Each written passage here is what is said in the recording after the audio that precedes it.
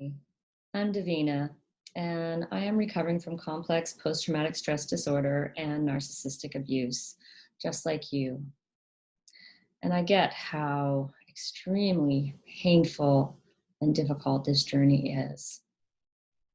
And today, I want to share with you what I know about the role of scapegoat. And this kind of download came to me today, so I'm going to be reading from that. You were brainwashed by your parents or your primary caregivers. You were used and abused. Being a highly sensitive person or an empath, you were most likely the scapegoat. And it's important to know that the manipulation, the control, the gaslighting, the emotional neglect does great psychological damage.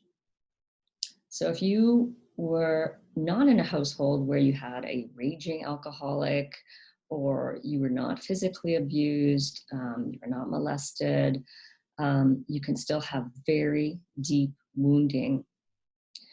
And you can have many developmental arrests, things that did not develop. Your brain developed differently. And you can be dysregulated most of the time because your nervous system is so out of whack. And not to mention even just having flashbacks or being in a constant flashback. These are severe symptoms of complex post-traumatic stress disorder, which comes from being in a narcissistic family. So this is not to be dismissed or taken lightly. And coming out of denial is a slow process and not something to be pushed or rushed. But it's important to know, it's important, I think it's for me to tell myself and for me to tell you how detrimental it has been to your development as a human being. You were robbed of your authentic self. You basically grew up in a cult where your parents told you how you felt, what to think, and what to believe. They had the rules, and they didn't want to follow any of your rules. They didn't respect your boundaries. It was a lot of unspoken rules that you had to follow in order to, it was go along to get along. And really, it's the perfect crime. They taught you to doubt your own feelings, your perceptions, and your thoughts. And then they could pretty much control you after that, just like any cult leader. It really is a kind of brainwashing. You wouldn't speak up for yourself, of course, because you would be then dismissing yourself, saying, well, it's no big deal, or it must be me, right? Must be me. I must be too sensitive. I must be, just imagining it. But it's really so important that you know, that your inner child knows that it was not your fault. It was not your fault. You had unskillful, unaware, emotionally immature parents who could not parent you properly and could not give you the love that you deserved, the love, the safety that you needed. So, for example, your parents, maybe you were 2, and you do something that a 2-year-old does, you throw your mitts on the floor just because, they're impulsive and they do things like that. And your parent yells at you, right? With anger, with contempt, like, what's wrong with you throwing your mitts on the floor? And they react. They're not responding to you, but they're just having they're in their own flashback. and they're having their reaction because they're seeing you as their dysfunctional parent. It's really, that makes sense. So, yeah, so they end up yelling at you with not a clear boundary, not with love, not with tenderness, not with respect, but um, with a lot of just, what's wrong with you? Why are you doing that? And so you would constantly feel like you were wrong, like something was wrong with you. Another example is when they couldn't handle your emotions, especially in toddlers. They have big emotions, and if your parent was not capable of handling their own emotions, then they certainly couldn't deal with yours. And so they wanted to just shut you up, dismiss, deny, or yeah, just tell you, no, you're not feeling that way. um, so that they didn't have to deal with you. And again, that would leave you questioning yourself, doubting yourself, and wondering, what is wrong with me?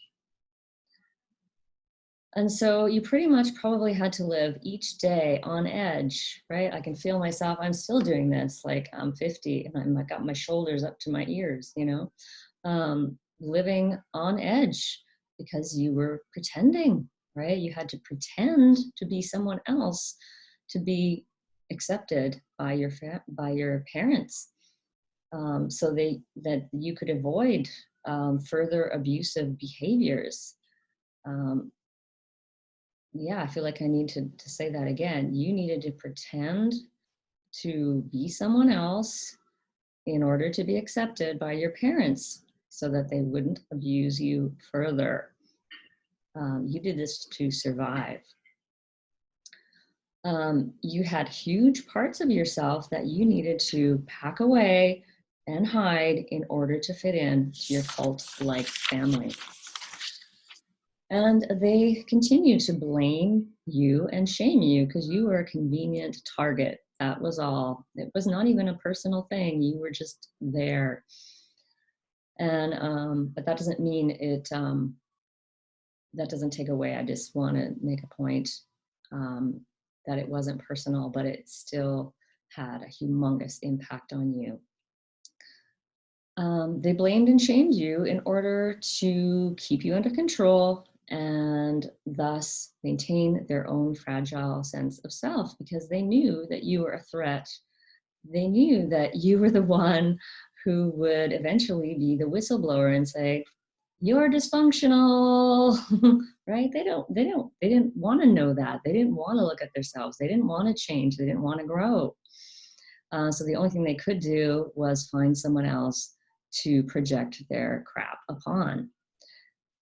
And highly sensitive people and empaths usually end up taking the role of that kind of garbage can, the scapegoat. So, for example, if they felt weak and they couldn't face their own vulnerability, they would shun any emotions that you tried to express, letting you believe that you were a wimp or that you were just not resilient enough. They would show themselves as like, I don't have any emotions. I'm fine all the time. Why are you crying, right? Um, so you would, of course, think, well, what's wrong with me? I'm feeling sad. It's not okay to feel sad. What, I'm feeling scared. That's wimpy. What's wrong with that? So of course you're going to believe that something's wrong with you. Your own humanity is being like not allowed. Another example, if they felt like a failure, if they felt that they were helplessly dependent and childlike, they might call you names. They might mock you for your, any mistake that you make, or they might not acknowledge your accomplishments. They might just really just not even see you as the brilliant and capable person that you are. Um, all they're doing is just projecting that onto you. They're crap, right? So this, your parents, they wouldn't let you speak your true thoughts and feelings. That's one of the biggest things they do to the scapegoat is they keep scapegoat quiet. They don't want you to talk. So here I am talking on YouTube. And it's so important to allow yourself the expression in whatever way you can. It's so important to talk to a friend, talk to a therapist, go to an ACA meeting, sing, do something to get to start learning your authentic voice. Join Toastmasters. Um, so yeah, so as a scapegoat, you had to play small and you had to be quiet. This is how you survived in your family. You had to pretend.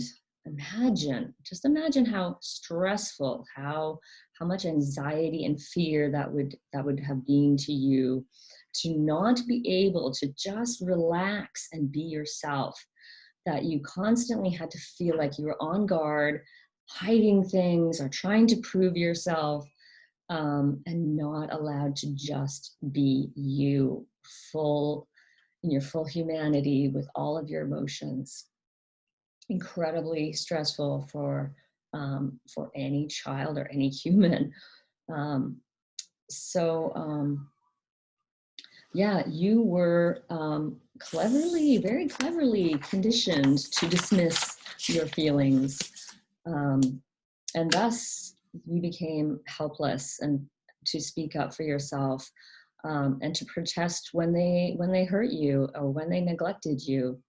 Then it just became like, oh, this is just the way it is. And it didn't even, after a while, those signals are just turned off and it doesn't even register anymore.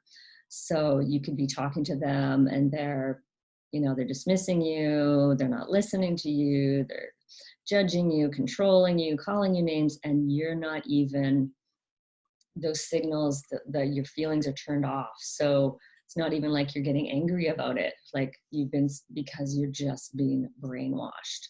So in the beginning, when you start to come out of it, that's when you'll start feeling the frustration. I think that's one of the main feelings that starts coming up is frustration, because you start realizing that the people around you, not only your parents, but other relationships that you're in,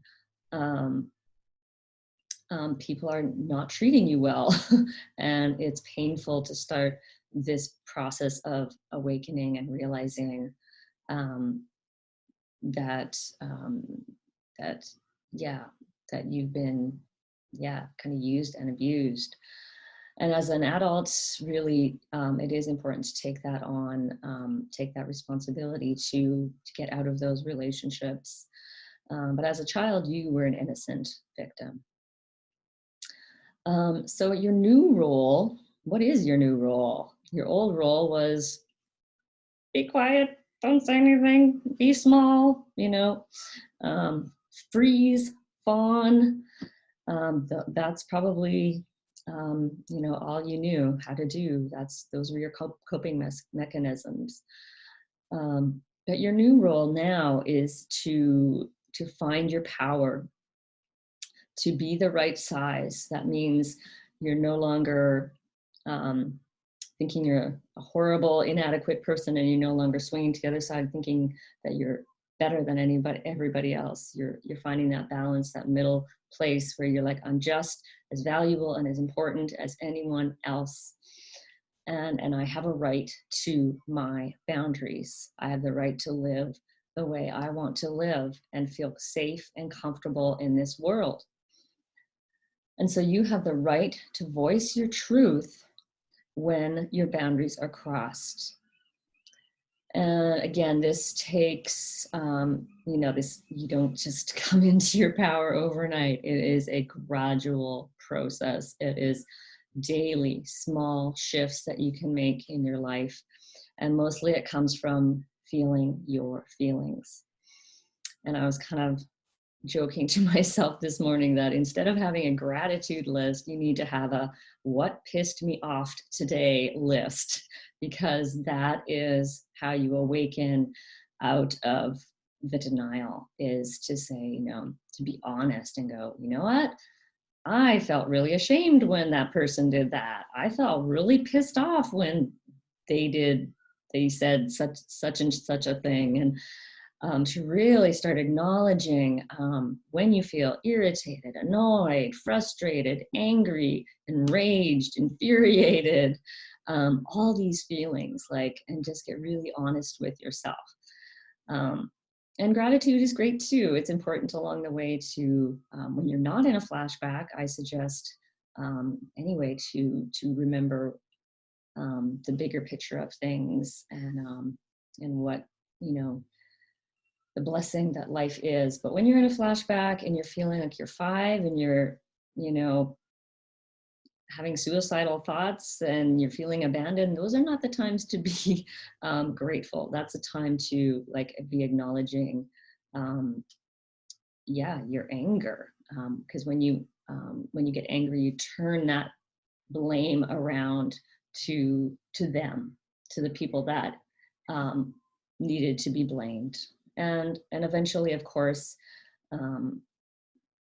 I guess in my point of view, that eventually that blame also just falls away too, and you know, you'll just see your parents as wounded, messed up people, and yeah, and recognize that you are too, you know, wounded and messed up in your own ways, and that yeah, our job as highly sensitive people, I believe, is, yeah, to speak your truth. Speak your truth, and own your boundaries, and just make it about self-love, not about the other person. Make it about you. So that is everything, I think, that I wanted to share with you today. And I know this is really, really can be excruciatingly painful. And yeah, so difficult in the day-to-day. And I really, really wish you many, many blessings on your journey, and wishing you also some peace throughout your day, some peace and some ease. And I am Davina Shemaya at Boldness Blooming. Thank you for watching.